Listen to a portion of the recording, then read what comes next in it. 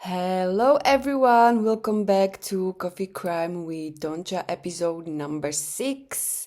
I am so happy you are tuning in today. Grab your favorite mug, pour yourself something warm or ice depending on where you're listening from, and let's get cozy together. Today I am drinking an iced vanilla oat latte and honestly it is keeping me alive right now. What are you guys drinking? Let me know in the comments. Before we jump into today's case, that is really wild, I want to do a super quick housekeeping note. If you love spending your coffee break with me talking about the truth crime, please take 2 seconds right now to hit that follow or subscribe button on Spotify, Apple Podcasts, on YouTube, or wherever you're listening. Leaving a 5-star rating or a quick review helps the show more than you know, and I appreciate every single one of you. Now, let's talk about today's episode. We are traveling over to Central Europe. If you're listening from the US, I personally live in Europe. So today we are specifically going to visit beautiful city of Brno in Czech Republic. This case took place in May 2013 and it honestly sent absolute shockwaves across both Europe and United States. It involves a family of 4 who open up their home to a relative from California, only for things to end in one of the most chilling tragedies in modern Czech criminal history, guys. So before we dive in, here's your standard trigger warning. Today's episode discusses extreme physical violence, mass murder involving a minor, detailed psychological breakdown, as well as suicide. So if any of these topics are triggering for you, please feel free to skip this episode or listen with extra care. Your mental well-being always comes first, right?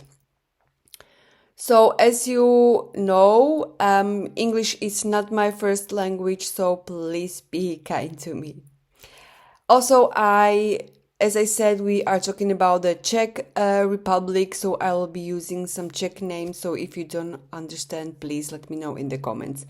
All right, guys, take a quick sip of your coffee and let's get into it.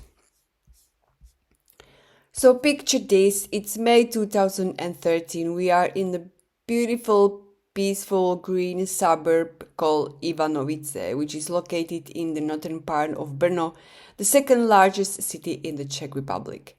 Ivanovice is the kind of the neighborhood where everybody knows everyone, people walk their dogs along the quiet streets, kids ride their bikes, and life moves at a comfortable, happy pace. Here is also a lovely family home belonging to the Harok family. Now let's talk about the Haroks, because by all accounts they were a wonderful and incredibly warm family. The mother was 46-year-old Veronika Harokova. Veronika was respected and deeply admired teacher of a school of a Czech language and history in the local school. She also served as a student counselor. Her colleagues and students adored her. She was really kind, patient, and always willing to help everyone in need. Her husband, Martin Harok, was around 50 years old. He was an entrepreneur, but his real passion was music. Martin played string instrument and was proud member of a popular local band. They were well known around the city, performing energetic, fun shows. Martin and Veronika had also 2 sons. Their oldest son was 23-year-old Filip Harok. Filip was studying at the prestigious Massacre University in Brno. Following in his dad's footsteps, he was also a musician and played in the same band alongside Martin. Friends remembered Philip as this charismatic, smart, and full of life. And then there was the youngest son, 17-year-old David Harok. David was a high school student at the gymnasium. He was a passion-driven teenager who loved sports, especially soccer, and he had this huge circle of friends. Neighbors described the Harok family as quiet, polite, and deeply close-knit. If you were looking for a model, picture-perfect family, the Haroks were it. So, how on earth did a family so full of love and life become the target of such a horrific violence inside their own home? To understand all of this, we have to look across the Atlantic Ocean all the way to California. So here comes the Kevin Peter Dahlgren. Now, guys, stay with me because we are going to talk about family history a little bit. So stick with me, guys, right? So Kevin was born on June 10th in 1992 in Roseville near Sacramento in California.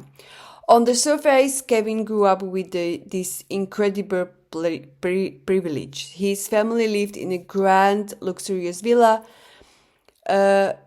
in this prestigious neighborhood where a house cost like about $10 to $5 million and upwards. His father, Wayne Dahlgren, was an executive at an insurance company and his mother was named Sondra.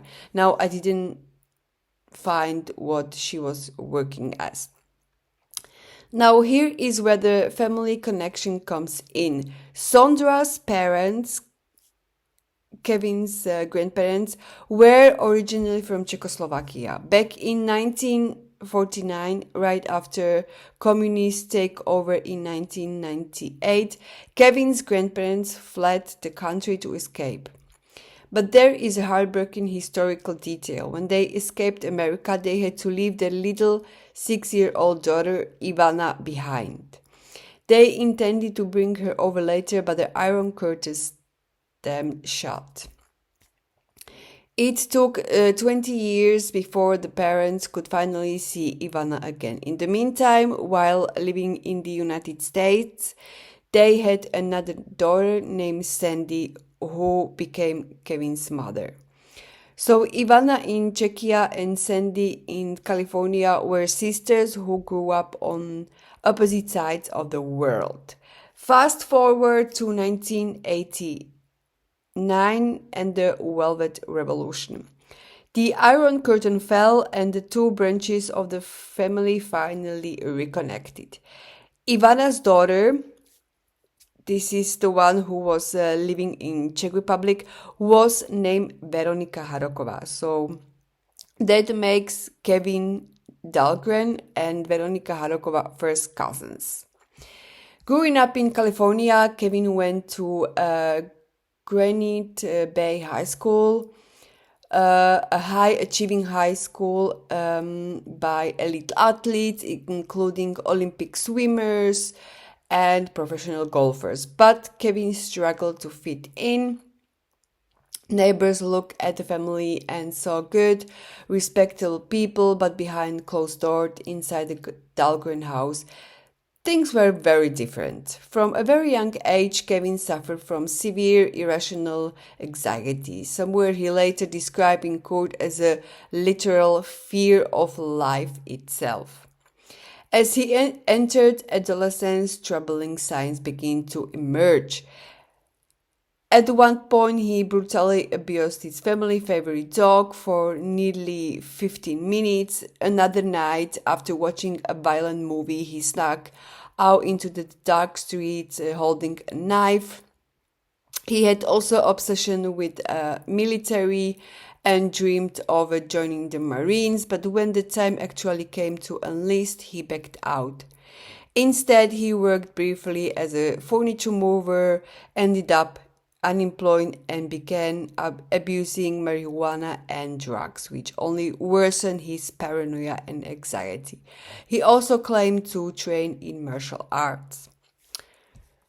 By early 2013, 20-year-old Kevin was going through a rough patch. He had just gone through a breakup with his girlfriend, he had no job, and his mental state was disorienting. His mother Sondra thought a change of scenery would do him good. So she hoped sending him to Czechia to visit their welcoming relatives would help him clear his head, overcoming his anxiety and find himself. Sadly, that decision would turn out to be the most tragic mistake of her life. So on April 3rd, 2013, Kevin landed in Europe. The Harok family was barely given any advice notice. Kevin basically called them saying he had already bought a ticket to Vienna and asked if they could pick him up. The Haroks, being the generous people they were, drove all the way to Vienna airport, pick up their 20-year-old American cousin and brought him into their beautiful home in Brno. For the first couple of weeks, everything seems fine. The Haroks were given his own room and treated him like royalty. Kevin didn't speak a word of Czech, but he seemed polite. He took walks around the neighborhood, ate at the local restaurant, where staff noted he was a sweet, polite boy who ordered the exact same meal every second day.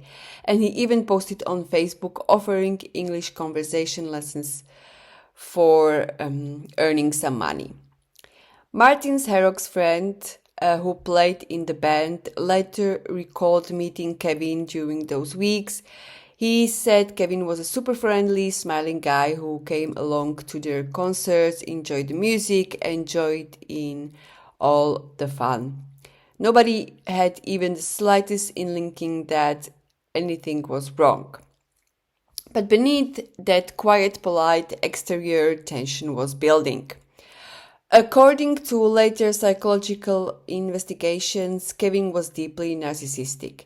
In America, he felt like a failure. In Brno, he initially loved being the center of attention, basically be the cool American cousin.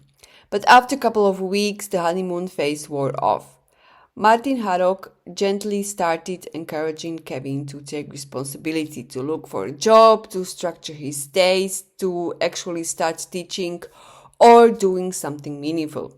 For Kevin, this gentle encouragement felt like immense, crushing pressure. His fragile ego couldn't handle the thought of failing again. The Harok family, who were only trying to help him, suddenly represented this frustrating expectation of the outside world. A few days before the tragedy, the family noticed Kevin walking through the house in the middle of the night holding a knife. Of course, they were concerned, but they thought he was just stressed or having trouble sleeping. They had no idea he was reaching the boiling point. Now guys, let's walk through the exact timeline of the Wednesday, May 22nd, 2013. Investigators were able to piece this together down to the exact minute, and it is honestly horrific how cold Kevin was. So around 7 a.m., Philip's girlfriend gets up and leaves the house for work. In the hallway, she passes Kevin, who is wearing shorts and a t-shirt. They quietly nod at each other in greeting. 7:15 a.m., 17-year-old David leaves the house to go to school. Between 6:40 and 7:40 a.m., Veronica calls her school to report that she's taking a sick day off because of a headache. She goes back to rest in the upstairs room. Martin is downstairs in his ground floor room, and 23-year-old Philip is still asleep in his attic bedroom. Now, between 7:40 a.m. and 8 a.m., the nightmare begins. Kevin picks up heavy weapons, including a 9-centimeter combat knife and an axe. He walks into the ground floor where Martin Harok is working. Martin doesn't even have time to raise his hand to defend himself. Kevin attacks him, inflicting 29 stab and slash wounds with the knife and axe. Martin dies within seconds from devastating brain injuries. Kevin then walks upstairs to the master bedroom where his cousin Veronica is lying in bed. He attacks her with a knife, striking her 17 to 29 times. One of the stabs cuts her throat and another penetrates her skull into the brain, instantly incapacitating her. Then he goes to attic bedroom where Philip is still asleep in bed. Kevin inflicts 11 terrifying wounds to Philip's head and neck. In less than an hour, Kevin Dahlgren has slaughtered 3 members of his family. Now, what does he do next? Does he panic? Does he break down? No. He begins methodically clearing up the crime scene. He drags the bodies down into the basement garage and starts washing away the blood. At around 8:15 a.m. the doorbell rings. It's the local postwoman delivering mail. Kevin walks out to the door, barefoot, calmly signs for the packages and takes the mail. The postwoman notices he seems a bit hurried but suspects nothing at that time. Now around 8:33 a.m. Kevin sends a text message to a friend cancelling an English lessons, claiming he is currently helping the Harok family, basically to create a false alibi. At 11 a.m. the family regular cleaning lady arrives for her weekly shift. Kevin meets her in the hallway with icy stone cold calm. He tells her in English that she isn't needed today and sends her away. Now later, at around 12:30 p.m., 17-year-old David returns home from school. Earlier that morning, David and Kevin had been texting each other about going for an afternoon run together. David walks into his home completely oblivious. Inside, Kevin ambushes his youngest cousin. He strikes David in the head with an 11-kilogram stone, knocking him down, and then finishes the attack with a knife. Oh, guys, this is horrific. So now, around 1:30 p.m., all 4 members of the Harok family are dead. Kevin wraps their body in rags and sheets in the basement garage, pours gasoline over them and sets them on fire to destroy the evidence. He grabs his bag, locks up the house and walks out. Now at 3 a.m. Kevin appears in the town, basically in the central Brno, and takes a taxi. He asks the driver to take him to Vienna airport in Austria. He speaks calmly, exchanges American dollars to Czech crowns to pay the driver, and sits back silently during the ride. Meanwhile, back in Ivanovice, around 4 p.m. to 6 p.m., neighbors become smelling a heavy, strange smoke in the air. By 10 a.m., they realize the thick, foul-smelling smoke is pouring from the Harok family garage. Thinking it's a minor fire, neighbors open up the garage to extinguish, only to stumble upon a scene of absolute horror. Underneath the rags lie the burned, mutilated bodies of Martin, Veronica, and Philip. David's body is discovered shortly after.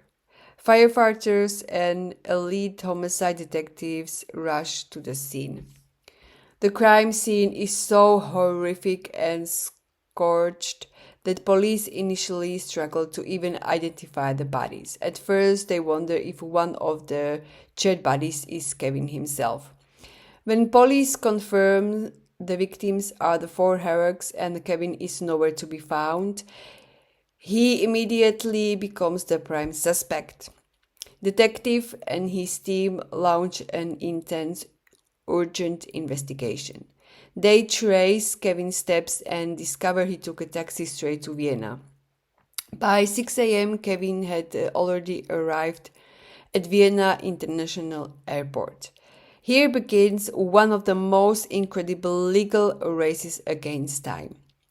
Czech authorities had a narrow window of less than 9 hours, the exact duration of the flight from Vienna to Washington, D.C., to issue an international arrest warrant, gather evidence, translate documents, and contact Interpol and American authorities before Kevin landed on US soil.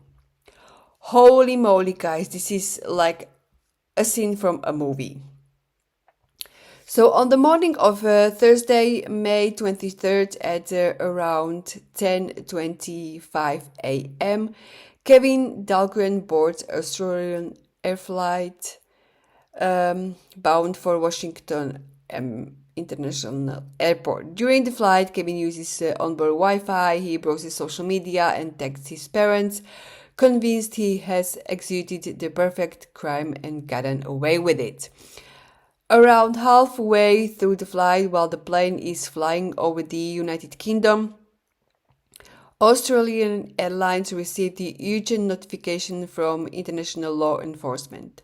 You have a suspected murderer on board. The captain and the crew are forced with a decision. Should they make an emergency landing in Britain or turn back to Vienna? The captain decides that attempting an emergency landing might cause Kevin to panic, take hostages, or endanger the passengers. So the crew plays it completely cool. They walk down the aisles, serving drinks, offering coffee and meals, pretending everything is completely normal. Meanwhile, an undercover federal air marshal on board sadly keeps his eye on Kevin the entire time. At 8 p.m., flight lands at Washington Airport. As soon as the plane stops, U.S. customers and border protection officers and FBI agents board the aircraft, walk straight to Kevin's seat and slap handcuffs of him. When FBI agents interrogate him, Kevin spins a bizarre story. He claims that when he came home from jogging, he found his family already murdered. He claimed that there was a note on the bed from mysterious foreigners saying, quote, "We will find you and kill you, American," end quote.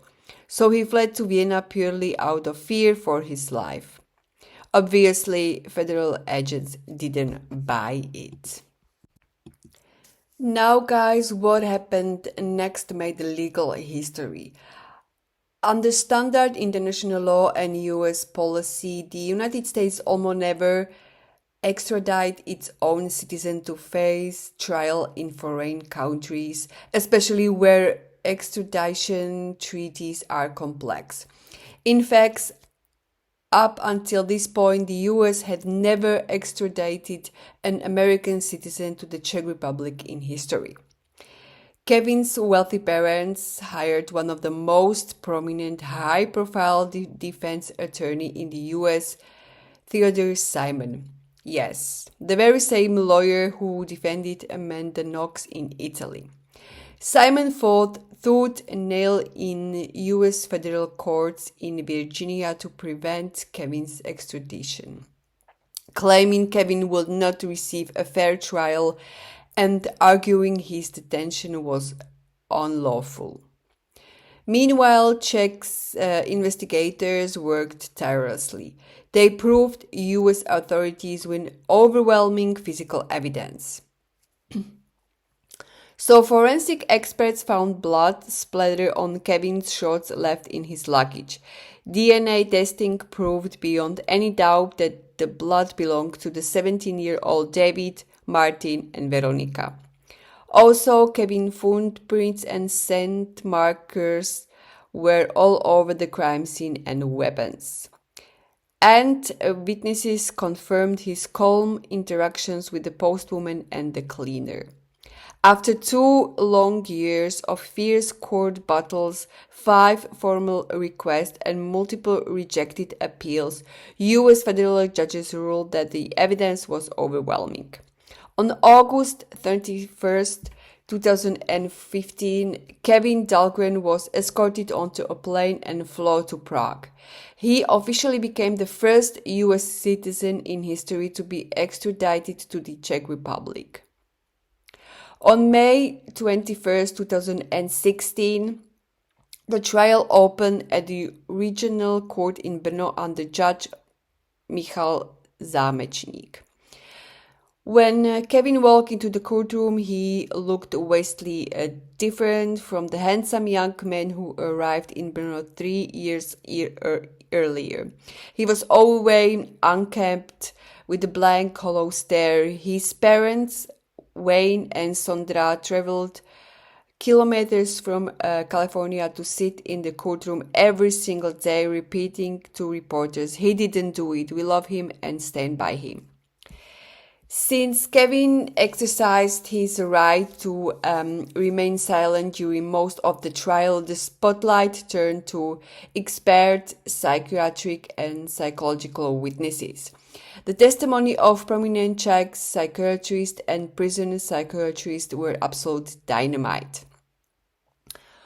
One of the doctors spent 2 hours evaluating Kevin in prison.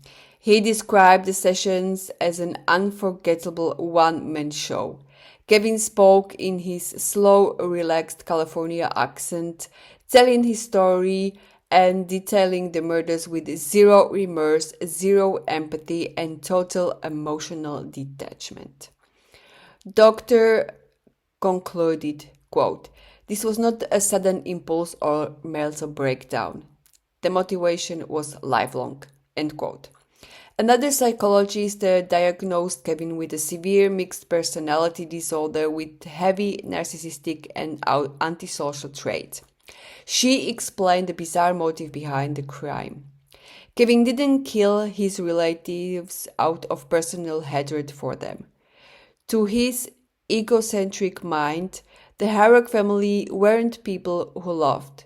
They were neutral targets responding to the intolerable pressure of the real world. Because Martin urged him to get a job and take responsibility, Kevin felt the threat of failure once again. To a narcissist like Kevin, failing was worse than death. He told psychiatrists that one of the night before the murders, an inner voice told him he was chosen hero like Alexander the Great or Adolf Hitler, and that he had to make a blood sacrifice. Oh my guys, reading this is like horrific. Like, what a psycho. After committing the murders, Kevin told the psychiatrist that killing his family helped him find himself and had a positive impact on his personality. Like, what? The defense tried to argue that Kevin was insane and psychoactive and couldn't be held legally responsible. But the panel of experts completely shut that down. They pointed out that during and after the murders, Kevin acted with cold, logical rationality, cleaning up blood, sending away the cleaner, faking text messages, setting a fire, buying a taxi ticket, and navigating international airports. Someone in an active psychotic break could never carry out such a calculated plan. On July 20th, 2016, judge delivered the verdict. Kevin Peter Dahlgren was found guilty of 4 counts of murder and sentenced to life imprisonment alongside mandatory protective psychiatric detention. He was also ordered to pay more than 400,000 Czech crowns in damages to surviving relatives.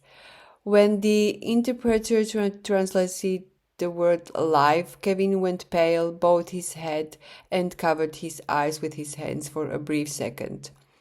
As he was led away in chains, he turned to his weeping mother Sandra and called out, "It will be okay." In March 2017, the High Court in Olomouc, which is another city, rejected his appeal, making the life sentence final. Kevin was transferred to Valdice prison, one of the most secure, high-risk facilities in the Czech Republic. Inside Valdice, Kevin was placed in high-security isolation. His mental state went down rapidly. He fell into deep depressions, was put on heavy medication, and repeatedly threatened to end his life. His parents flew from California every 2 months to visit him. His lawyer filed an appeal to the Czech Supreme Court asking for him to be moved from prison to a psychiatric detention facility. But Kevin didn't wait for the Supreme Court's ruling. On the evening of January 11, 2018, inside his single cell at Valdice prison, 25-year-old Kevin Dahlgren tied a bedsheet around his neck and committed a suicide. Even after his death, Czech law required the Supreme Court to rule on his final appeal. On January 31st, 2018, the Supreme Court officially rejected the appeal, upholding the life sentence and reaffirming the extreme brutality and deceitfulness of his crimes. After cremation, Kevin's parents took his ashes back to California. Meanwhile, in this quiet cemetery of Řečikovce in Brno, under the shade of the large linden tree, lie Martin, Veronika, Filip, and David Harok, a loving family whose warmth and open arms were met with unimaginable darkness. Whoa, guys, this case is so hard. This case always leaves me with such a heavy heart, but also with so much respect for the investigators, prosecutors, and also international authorities who worked tirelessly to bring justice to the Harok family. It's a terrifying reminder of how narcissistic disorder and unaddressed mental darkness can hide behind a polite smile. Now, guys, I would like to hear your thoughts on this case. What surprised you most about Kevin Dahlgren's story? Did you know about this historic US Czech extradition? Let's talk about in the comments. If you enjoyed this episode, well, as much as you can enjoy true crime, please make sure to share it with a friend, leave a 5-star review, and hit that follow button so you will never miss another episode. If you have any other crimes suggestions, you can do so in description box. You will find a suggestion form you can fill anytime. Thank you so much for spending your coffee break with me today. Take care of yourself, look out for one another, and I will see you or hear you next time with episode number 7. Until then, guys, stay safe, keep your coffee warm, and bye!